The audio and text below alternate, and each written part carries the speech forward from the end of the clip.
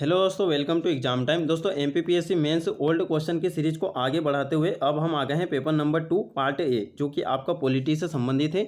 आपके सिलेबस में दोस्तों पॉलिटी यूनिट नंबर 1, 2 और 3 में ऐड है। तो आपको यहाँ पर अलग अलग यूनिट में कुछ अलग अलग टॉपिक दिए गए हैं, तो उन टॉपिक से किस किस प्रकार के अभी तक क्वेश्चन पूछे हैं तो वो हम यहाँ पर देखेंगे। पिछले 5 वर्षों में कैसे कैसे क्वेश्चन आए हैं 2014 से लेकर 2019 तक के।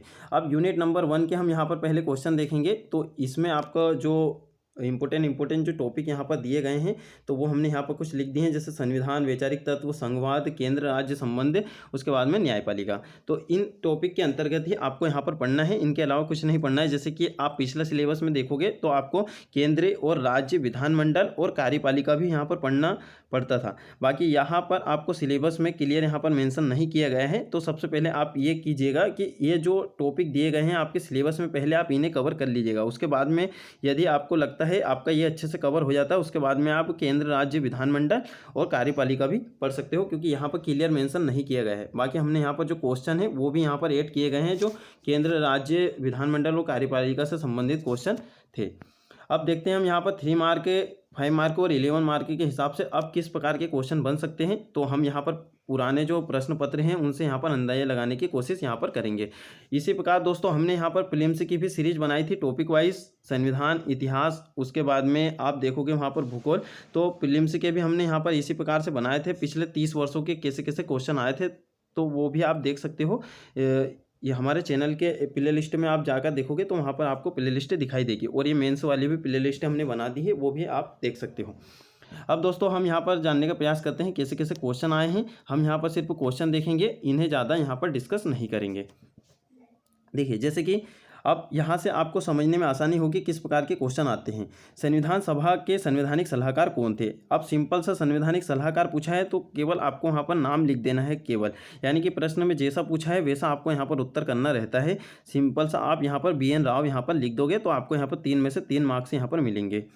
न्यायिक सक्रियता एवं न्यायिक निष्क्रियता के मध्य अंतर, ठीक है। तो अंतर वाले जो भी क्वेश्चन आते हैं इनको आपको टेबल फॉर्म में लिखना रहता है।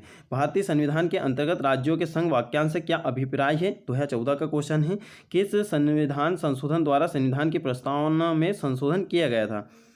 अब संविधान सभा में महिला सदस्यों की संख्या कितनी थी। सिंपल से आप यहाँ पर संख्या बता दोगे, आपको यहाँ पर 3 में से 3 मार्क्स मिलेंगे ना। और अगर यदि आपको 2 से 3 महिलाओं का यदि नाम याद है तो वो भी आप यहाँ पर लिख सकते हैं, जैसे कि सरोजिनी नायडू हुई है ना। तो इस प्रकार से आपको जो भी नाम यहाँ पर आते हैं तो आप यहाँ पर लिख सकते हैं। बाकी यहाँ पर प्रश्न में जो पूछा है, प्रश्न की प्रवृत्ति तो यही कहती है कि आपको केवल यहाँ पर संख्या बतानी है।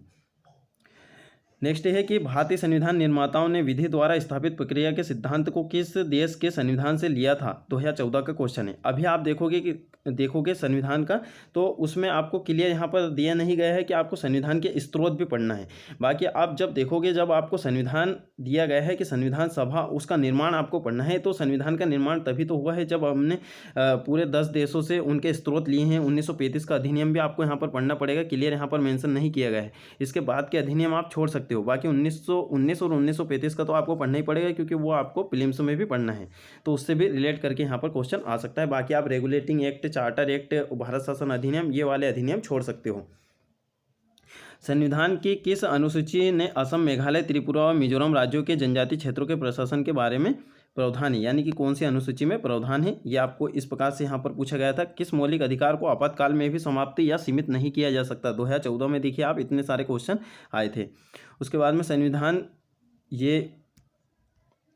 संविधान के अनुच्छेद 43 में क्या व्यवस्था की गई है, 2014 का क्वेश्चन है। और संविधान के 92वें संविधान द्वारा क्या प्रावधान किया गया है, संविधान संशोधन द्वारा क्या प्रावधान किया गया है, इस प्रकार से ये क्वेश्चन है। राज्यों के विधानमंडल की विधान परिषद में राज्यपाल को कुल कितने सदस्यों को नामजद करने का अधिकार है, 2014 का ये क्वेश्चन है। तो अभी आप देखोगे कार्यपालिका वाला जो टॉपिक है वो इसमें यहाँ पर मेंशन नहीं किया गया है। बाकी इससे भी क्वेश्चन आ सकते हैं, इसे भी आपको प्रिपेयर करना ही पड़ेगा। शून्य काल से क्या तात्पर्य है, तो आपके लुसेंट के पीछे जितने भी पॉलिटी में जितने भी कीवर्ड दिए गए हैं तो उनसे भी यहाँ पर 3 मार्कर पूछे जाते हैं, तो वो भी आप तैयार कर लीजिएगा। राज्यपाल शासन से क्या अभिप्राय है, 2014 में पूछा गया था। सर्वोच्च न्यायालय एक अभिनय न्यायालय है, स्पष्ट करे।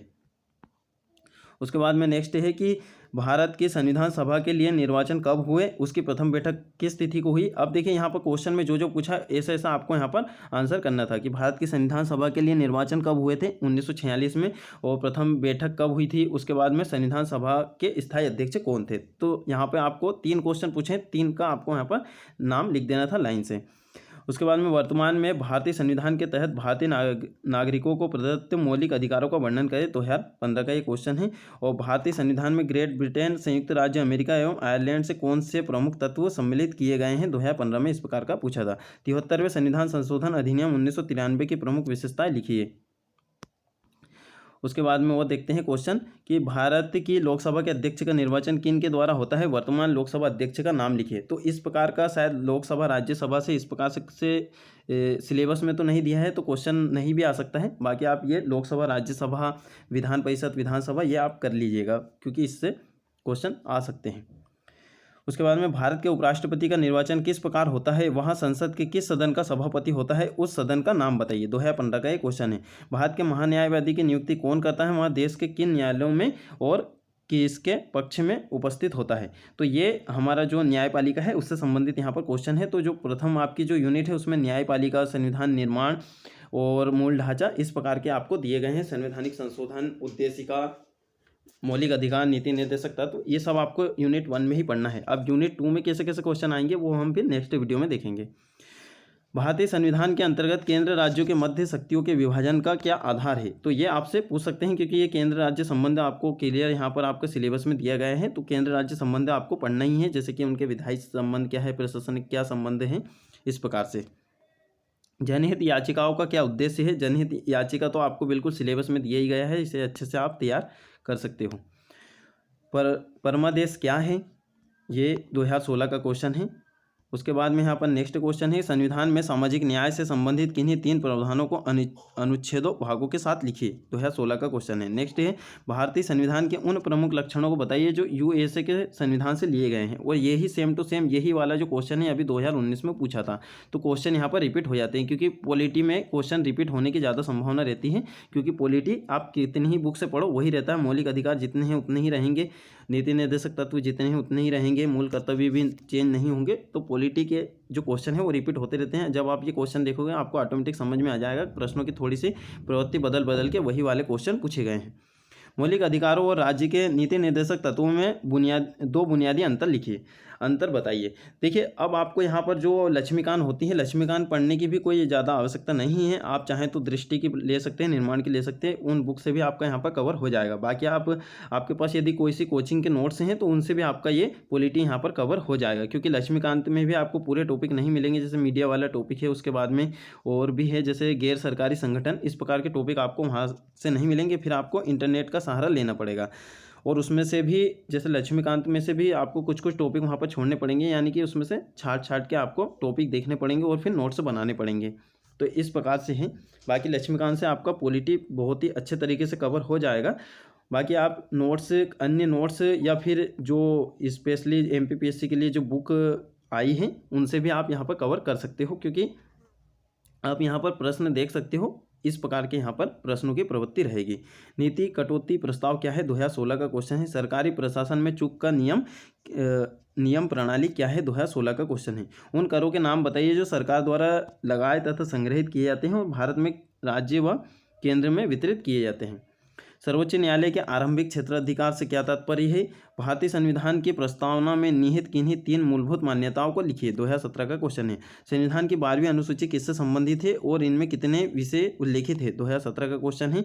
भारतीय संविधान की प्रस्तावना में उल्लेखित बंधुता से क्या तात्पर्य है। अब जैसे कि प्रस्तावना या फिर उद्देशिका हम इसे कह दें, तो इसमें जितने भी वर्ड हैं उनके आपको 3 मार्क यहाँ पर तैयार करना है। जितने भी संप्रभुता, एकता जो भी दिए गए हैं उसमें, और पंथ निरपेक्ष, धर्म निरपेक्ष और राष्ट्रवादी, तो इस प्रकार के जितने भी वहाँ पर आपको शब्द दिए गए हैं उनसे 3 मार्कर आपसे डेफिनेटली पूछा जाएगा। तो आपको प्रस्तावना में सिंपल से या तो 5 मार्कर में ये क्वेश्चन आ सकता है कि प्रस्तावना लिखिए, या फिर डायरेक्ट क्वेश्चन 3 मार्कर के वहाँ पर आएंगे।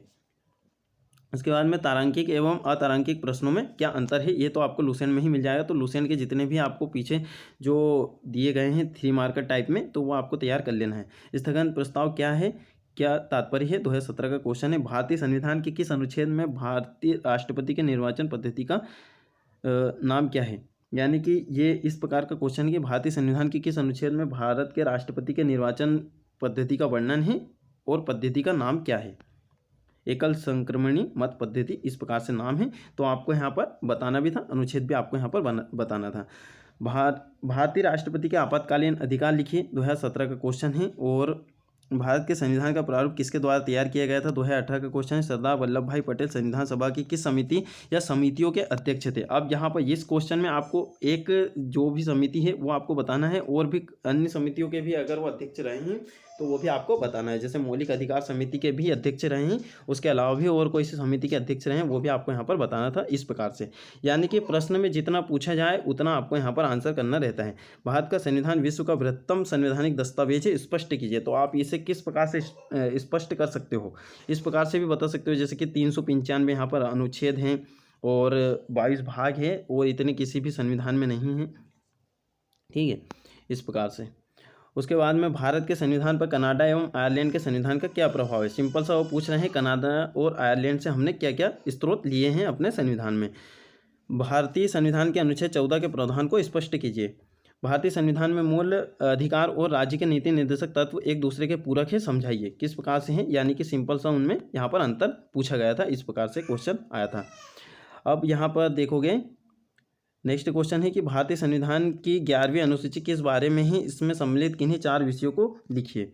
भारत में संपत्ति के अधिकार को मूल अधिकार में से हटाने का प्रमुख कारण क्या था? 2018 का क्वेश्चन है। संवैधानिक प्रावधान के तहत भारतीय संसद के गठन को लिखिए, 2018 का क्वेश्चन है। स्वतंत्र भारत में भारतीय संसद की अनुमति समिति की स्थापना किस वर्ष एवं किस उद्देश्य से हुई थी? 2018 का क्वेश्चन है।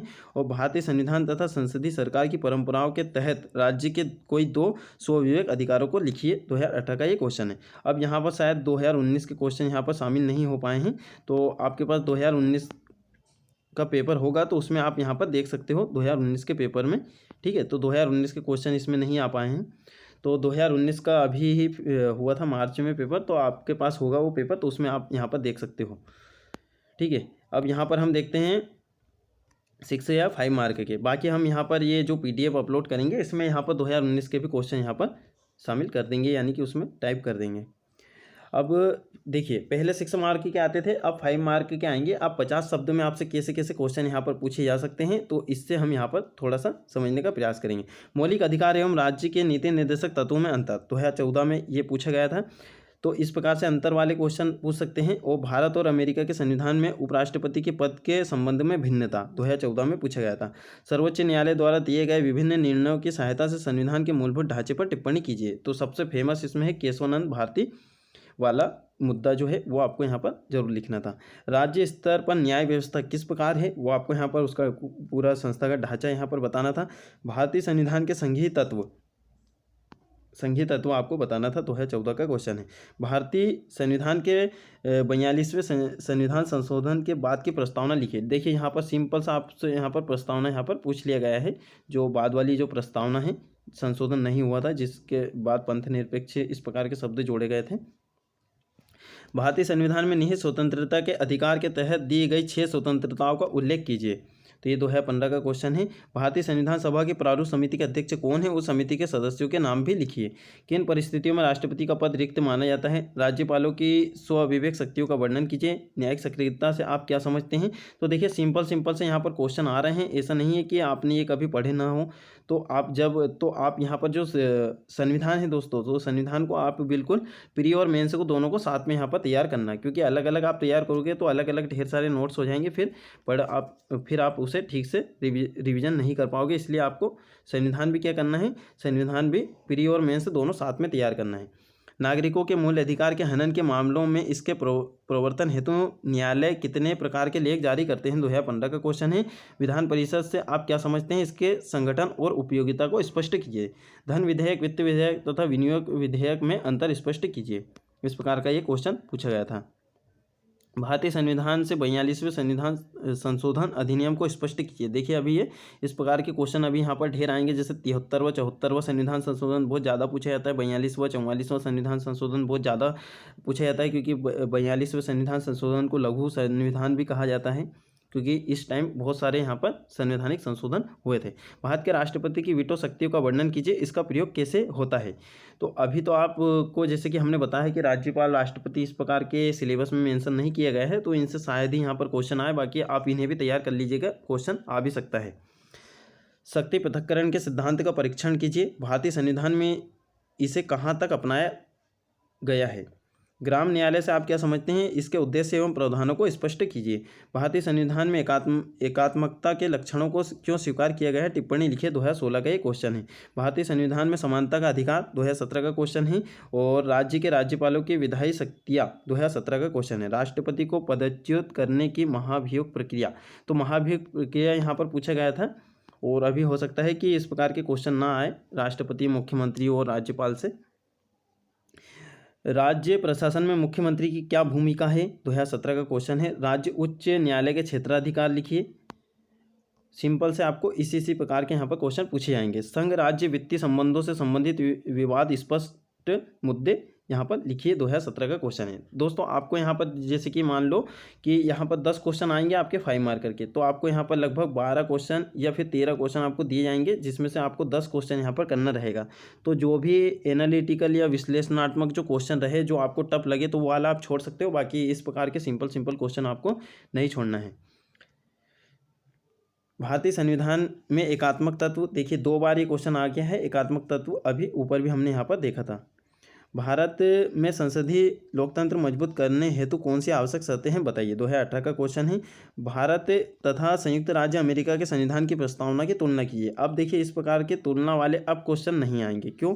क्योंकि पिछले सिलेबस में ऐसा था कि भारत के संविधान की अन्य देशों के संविधान के साथ तुलना, ये इस प्रकार का एक टॉपिक 8 था। अभी वो टॉपिक यहाँ से हट गया है, तो इस प्रकार के आपसे क्वेश्चन नहीं पूछेंगे कि भारत तथा संयुक्त राज्य अमेरिका के संविधानों की प्रस्तावना की तुलना कीजिए, तो इस प्रकार के क्वेश्चन नहीं आएंगे। सिंपल सा आपसे कौन से देश से कौन से स्रोत लिए गए हैं वो क्वेश्चन आपसे पूछ सकते हैं। भारत की संविधान सभा के सामने प्रमुख मुद्दे क्या थे, स्पष्ट कीजिए। 2018 का क्वेश्चन है। भारत में राज्यपाल पद के औचित्य व महत्व की समीक्षा कीजिए। भारतीय राष्ट्रपति के प्रमुख विशेषाधिकार और उनके महत्व को स्पष्ट कीजिए। भारतीय राष्ट्रपति तथा प्रधानमंत्री के संबंधों का मूल्यांकन कीजिए। इस प्रकार से 2018 में पूछा गया था। और भारत अधीनस्थ न्यायालयों की, यानी भारतीय है, ठीक है, ये भारतीय अधीनस्थ न्यायालयों की संरचना और संवैधानिक आधार की विवेचना कीजिए। 2018 का क्वेश्चन है। मौलिक अधिकार के संरक्षण हेतु न्यायपालिका हित प्रहरी रक्षक है, समीक्षा कीजिए। भारत में केंद्र राज्यों के मध्य प्रशासनिक संबंधों को स्पष्ट कीजिए। अब आपने यहाँ पर देखा होगा कि आपको करंट से एक भी क्वेश्चन देखने को नहीं मिला है पॉलिटी का। बाकी आपको करंट में भी अगर पॉलिटी से संबंधित, अपने सिलेबस से संबंधित अगर कुछ घटनाएं या फिर कुछ भी चल रहा है, कुछ भी मुद्दा, तो उसको भी आपको थोड़ा सा संज्ञान में रखना है। अब यहाँ पर करंट से रिलेट करके क्वेश्चन तो नहीं आया, बाकी आप क्वेश्चन का जो आंसर है उसको करंट से रिलेट करके आप यहाँ पर दे सकते हो। तो आपके दूसरों से 1 या 2 मार्क्स आपके बढ़ जाएंगे, और ये 1-2 मार्क्स ही आपको बहुत आगे यहाँ पर ले जाएंगे, ठीक है। जैसे कि राष्ट्रपति से संबंधित यदि महाभियोग का कुछ प्रस्ताव यदि आया हो, तो आप उसका भी वहाँ पर, और महाभियोग से ही संबंधित यदि क्वेश्चन आया तो आप थोड़ा सा यहाँ पर मेंशन कर सकते हो। अभी जैसे संवैधानिक संशोधन से संबंधित यदि कोई क्वेश्चन आता है, तो उसमें अभी जो वर्तमान में भी संशोधन की बातें चल रही हैं, तो उसका आप थोड़ा सा यहाँ पर संदर्भ दे सकते हो। तो इससे जो एग्जामिनर रहेगा, जो आपकी कॉपी चेक करेगा, तो उनको थोड़ा सा यहाँ पर ये सब प्रतीत होगा कि ये जिन्होंने ये आंसर लिखा है वो करंट से भी अपडेट हैं। तो इस प्रकार से हैं, और कुछ करंट से रिलेट करके भी यहाँ पर क्वेश्चन आ सकता है। बाकी आपको इतना ज़्यादा करंट पे ध्यान नहीं देना है पॉलिटी के लिए। आपको जो सबके संज्ञान में जो मुद्दे रहते हैं उन पे थोड़ा सा आपको यहाँ पर पकड़ बना के रखनी पड़ती है। यदि आप जैसे यूपीएससी के लिए पॉलिटी पढ़ते हो, तो आपको पूरा जो क्वेश्चन है वो पूरा करंट से रिलेट करके ही आता है। करंट में जो मुद्दे चल रहे हैं उसी को आपके सिलेबस से कनेक्ट करके क्वेश्चन दिए जाते हैं। बाकी एमपीपीएससी में सिंपल से यहाँ पर क्वेश्चन आते हैं, आप देख सकते हो यहाँ पर। और बाकी करंट से रिलेट करके आपको जरूर आंसर यहाँ पर लिखना है, तो आपको यहाँ पर अच्छे मार्क्स मिलते हैं। अब देखते हैं 11 मार्क में आपसे किस प्रकार के क्वेश्चन पूछे जा सकते हैं। भारतीय संविधान के अनुच्छेद 368 का आलोचनात्मक परीक्षण कीजिए, ठीक है। संविधान संशोधन से ये संबंधित है। और आपने देखा होगा अभी 2020 का जो प्रीलिम्स हुआ, उसमें भी 368 से संबंधित यहाँ पर एक क्वेश्चन आया है। तो संवैधानिक संशोधन को आपको अच्छे से तैयार करना है, किस प्रकार से संशोधन किया जाता है, कितनी विधियाँ है, किन किन प्रकारों से संविधान में संशोधन किया जा सकता है। और 44वें संविधान संशोधन द्वारा आपातकालीन प्रावधानों में क्या परिवर्तन किए गए। अब देखिए जैसे आपातकाल वाला जो टॉपिक है वो भी आपके सिलेबस में मेंशन नहीं किया गया है। बाकी आप यहाँ पर जब केंद्र राज्य संबंध पढ़ते हो तो उसमें भी यहाँ पर पढ़ना पड़ता है, तो आपातकाल वाला भी टॉपिक आपको कंप्लीट करना है। नेक्स्ट है लोकसभा व राज्यसभा की शक्तियों की तुलना कीजिए। 2014 का क्वेश्चन है। भारत में लोकसभा की लोकतंत्र की कार्यप्रणाली का विश्लेषणात्मक परीक्षण कीजिए। ठीक है, तो लोकतंत्र वाला भी आपके उसमें सिलेबस में है। वित्त पर संसद का नियंत्रण कैसे होता है। 2014 का क्वेश्चन है। सर्वोच्च न्यायालय के परामर्शदात्री क्षेत्राधिकार की उपयोगिता का परीक्षण कीजिए। 2014 में पूछा गया था। केंद्र राज्यों के मध्य शक्तियों का विभाजन निश्चित ही केंद्र की ओर झुका हुआ है, स्पष्ट कीजिए। अब देखिए ये वाला जो क्वेश्चन है ये आपका विश्लेषणात्मक क्वेश्चन है। ठीक है, इस प्रकार से आपसे यहाँ पर कुछ कुछ विश्लेषणात्मक क्वेश्चन पूछे जाते हैं, तो उसके अथवा में भी आपको कोई से क्वेश्चन दिए रहते हैं। तो आप अगर ये क्वेश्चन आपसे नहीं बनते हैं इस प्रकार के, क्योंकि इस प्रकार के क्वेश्चन में आपको बिल्कुल पैराग्राफ में लिखना पड़ेगा, आप पॉइंट इसमें कम ही बना सकते हो। ठीक है, अगर आपने इन क्वेश्चनों की प्रैक्टिस अच्छे से की है तभी आप इन क्वेश्चनों को सोल्व कर सकते हैं। वित्त पर संसद का नियंत्रण कैसे होता है समझाइए। उच्च न्यायालय तथा सर्वोच्च न्यायालय में न्यायाधीशों की नियुक्ति में मुख्य मुद्दे क्या हैं। भारत सरकार के सर्वोच्च न्यायालय के इस संदर्भ में दृष्टिकोण को स्पष्ट कीजिए। 2016 में ये पूछा गया था। अब उसके बाद में यहाँ पर भारत में सहयोगी संघवाद की कार्यप्रणाली और प्रकृति को स्पष्ट कीजिए। 2016 का क्वेश्चन है। देश की शासन व्यवस्था में प्रधानमंत्री की भूमिका का आलोचनात्मक परीक्षण कीजिए। ठीक है, तो देखिए यहाँ पर जब भी आलोचनात्मक चीज़ें की जब बात आती है तो आपको यहाँ पर प्रधानमंत्री की कुछ सकारात्मक और कुछ नकारात्मक यहाँ पर व्यू यहाँ पर बताने होते हैं। ठीक है, तो इसी प्रकार से यहाँ पर आलोचना की जाती है। केंद्र राज्य विधायी संबंधों का विश्लेषण कीजिए। ठीक है, तो ये सिंपल सा आपसे 2017 में देखिए ये क्वेश्चन पूछा था डायरेक्ट इस प्रकार का। अभी जो नेक्स्ट जो आपका मेंस होगा इसमें इस प्रकार का क्वेश्चन आ सकता है, क्योंकि सिलेबस में केंद्र राज्य संबंध दिया है। उसके बाद में यहाँ पर नेक्स्ट है कि हाँ, सहकारी संघवाद समस्याएं व संभावनाएं पर एक लेख लिखिए। तो सहकारी संघवाद भी आपके टॉपिक में यहाँ पर नहीं दिया है, तो इस प्रकार के भी आप यहाँ पर क्वेश्चन ये मान के चलिए कि इस प्रकार के भी क्वेश्चन नहीं आएंगे। फिर भी आप यहाँ पर आपका जो जो पहले सिलेबस में दिया है उसे आप अच्छे से पहले कंप्लीट कर लीजिए। उसके बाद में आपको लगता है कि अब पूरा कंप्लीट हो गया है, फिर ये एक्स्ट्रा टॉपिक पर आपको यहाँ पर नज़र बना के रखना है। नेक्स्ट है भारतीय संविधान में प्रावधिक राज्य के नीति निर्देशक तत्वों का मूलभूत मान्यताओं व उपयोगिता पर आलोचनात्मक लेख लिखिए। 2018 का क्वेश्चन है। और भारतीय संविधान के अनुसार सर्वोच्च न्यायालय के विभिन्न प्रकार की आधिकारिकता का विश्लेषण प्रस्तुत कीजिए। 2018 का क्वेश्चन है। तो दोस्तों यहाँ पर 2019 के क्वेश्चन यहाँ पर ऐड नहीं कर पाए हैं, और 2019 के तो क्वेश्चन आपने देख ही लिए हैं, तो आपको यहाँ पर टॉपिक वाइज अच्छे से जमा लेना है। बाकी ये जब PDF अपलोड करेंगे तो इसमें हम क्या करेंगे 2019 के भी क्वेश्चन यहाँ पर दे देंगे। तो दोस्तों आपने यहाँ पर पॉलिटी के अभी क्वेश्चन देखे हैं, अभी हमारी यूनिट 2 और 3 भी यहाँ पर बाकी है, उनके भी हम यहाँ पर थोड़े से क्वेश्चन देख लेंगे। अब आपको यहाँ पर ये सारे क्वेश्चन देख के कैसा लगा। आपको अगर ऐसा लगता है कि हाँ इन क्वेश्चनों को मैं अच्छे से सोल्व कर सकता हूँ, पॉलिटी मेरा अच्छे से कंप्लीट हो जाएगा। अब यहाँ पर आपको पॉलिटी पढ़ने का भी थोड़ा सा यहाँ पर डर निकल गया होगा, क्योंकि आपने यहाँ पर क्वेश्चन देख लिए हैं किस प्रकार के क्वेश्चन आते हैं। जब तक आप पुराने क्वेश्चन और सिलेबस से प्रत्यक्ष तौर पर आप यहाँ पर उन्हें नहीं देखोगे तब तक आपको समझ में नहीं आएगा कैसे क्या तैयारी करना है। ठीक है, और ऐसे ही सोचने में आपका टाइम यहाँ पर निकल जाएगा। तो पहले आप सिंपल सा क्या कीजिए, क्वेश्चन देखिए ओल्ड पेपर, इन्हें क्वेश्चन को आप नोट कर सकते हो। उसके बाद में सिलेबस देखिए अच्छे से, और फिर अपनी जो पढ़ाई है उसे कंटिन्यू कीजिए। और जो जो टॉपिक में आपका सिलेबस में जो जो दिया है वही आपको पढ़ना है, उसके बाहर कुछ नहीं पढ़ना है। तो आपको लक्ष्मीकांत की भी कोई आवश्यकता नहीं है, और ना तो पॉलिटी के लिए कोई बेसिक कंप्लीट करने की आवश्यकता है। आप चाहें तो अगर पॉलिटी में कोई सा टॉपिक अगर समझ में नहीं आता है, सिंपल सा आप यूट्यूब पर सर्च करोगे वही टॉपिक। यदि मान लो कि आपको जैसे कि आपको न्यायपालिका वाला टॉपिक समझ में नहीं आ रहा है, सिंपल सा आप यूट्यूब पे सर्च करोगे न्यायपालिका, तो वहाँ पर पूरा न्यायपालिका का ढेर सारे वीडियो डाले हैं, उसमें से कोई सा भी 1-2 के आप वहाँ पर वीडियो देख सकते हैं और आपके खुद के नोट्स यहाँ पर बना सकते हो, है ना। आपने प्रश्न तो देख ही लिए हैं कैसे प्रश्न आते हैं, यही प्रश्न कुछ रिपीट भी यहाँ पर हो सकते हैं, और प्रश्न की आपको प्रैक्टिस करना है तो इन्हीं प्रश्नों की आप प्रैक्टिस यहाँ पर कर लीजिए। ठीक है दोस्तों, अब हम यहाँ पर यूनिट 2 और यूनिट 3 यहाँ पर देखेंगे। हम यहाँ पर ये कोशिश करते हैं कि किसी को भी डीमोटिवेट ना करें, और हम इस प्रकार से बताते हैं कि सभी यहाँ पर उनको मन में लगे कि हम यहाँ पर तैयारी कर सकते हैं, ना तो यहाँ पर किसी को डराया जाता है और ना ये डीमोटिवेट यहाँ पर किया जाता है। ठीक है। तो यहाँ पर जितनी सरलता से हम उसे बता सकते हैं बताने का यहाँ पर प्रयास किया जाता है। बाकी आपके ऊपर होना चाहिए, अंदर से आपको मोटिवेशन आना चाहिए कि हम इस पेपर को निकाल सकते हैं। यहाँ प्रश्न देखने में थोड़े से भले सिंपल लग रहे हैं, बाकी जब वहाँ पर जब अपन सोल्व करते हैं तब वहाँ पर काफ़ी दिक्कत आती है, क्योंकि हम इतने सारे डायमेंशन सोच नहीं पाते हैं। इसलिए आपको सिंपल से यहाँ पर क्या करना है, सिंपल से क्वेश्चन देखो, सिलेबस देखो और इनके नोट्स बनाओ, क्योंकि आपके जब तक खुद से नोट्स नहीं बनेंगे तो आप ये एग्ज़ाम क्लियर नहीं कर पाओगे। तो आपको यहाँ पर नोट्स बनाने की काफ़ी ज़्यादा आवश्यकता है, आपको नोट्स बनाने ही पड़ेंगे। बुक केवल पढ़ने के लिए, समझने के लिए, टॉपिक को अच्छे से समझने के लिए होती है, और नोट्स आपके रिवीजन के लिए होते हैं। ठीक है, बुक से आप रिवीजन नहीं कर पाओगे। ठीक है दोस्तों, मिलते हैं फिर नेक्स्ट वीडियो में।